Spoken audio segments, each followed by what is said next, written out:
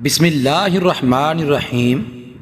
عبدالستار عیدی مرحوم سے ایک انٹرویو میں پوچھا گیا، آپ نے ہزاروں لاوارث لاشیں دفنائیں، کبھی کسی لاش کی بگڑی حالت یا اس پر تشدد دیکھ کر رونا آیا؟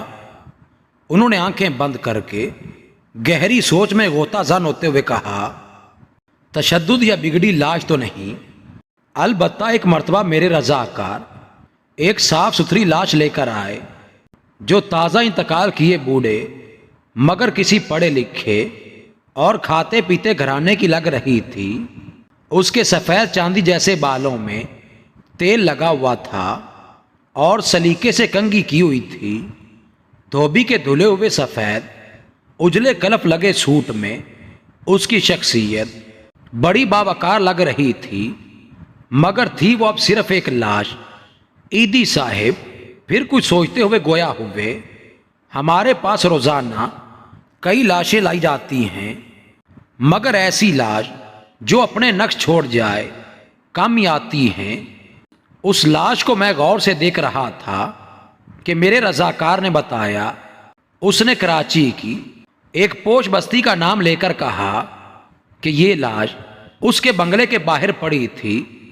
ہم جو ہی بنگلے کے سامنے پہنچے تو ایک ٹیکسی میں سوار فیملی جو ہمارا انتظار کر رہی تھی، اس میں سے ایک نوجوان برآمد ہوا اور جلد بازی کا مظاہرہ کرتے ہوئے ایک لفافہ ہمیں تھماتے ہوئے بولا، یہ تدفین کے اخراجات ہیں۔ پھر وہ خود ہی بڑبڑایا، یہ میرے والد ہیں، ان کا خیال رکھنا، اچھی طرح غسل دے کر ان کی تدفین کر دینا۔ اتنے میں ٹیکسی سے آواز آئی، تمہاری تقریر میں فلائٹ نکل جائے گی۔ یہ سنتے ہی وہ نوجوان پلٹا اور مزید کوئی بات کیے بغیر ٹیکسی میں سوار ہو گیا اور ٹیکسی فراٹے بھرتی ہوئی آنکھوں سے اوجھل ہو گئی۔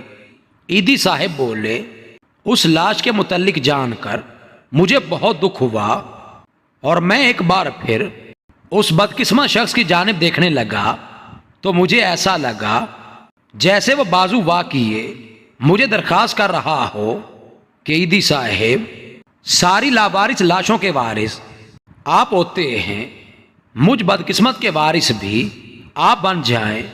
میں نے فوراً فیصلہ کیا کہ اس لاش کو غسل بھی میں دوں گا اور تدفین بھی خود کروں گا۔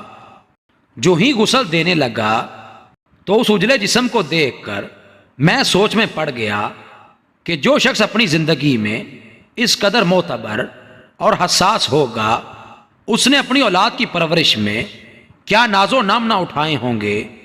مگر بیٹے کے پاس تدفین کا وقت بھی نہ تھا، اسے باپ کو قبر میں اتارنے سے زیادہ فلائٹ نکل جانے کی فکر تھی، اور یوں اس لاش کو غسل دیتے ہوئے میرے آنسو چھلک پڑے۔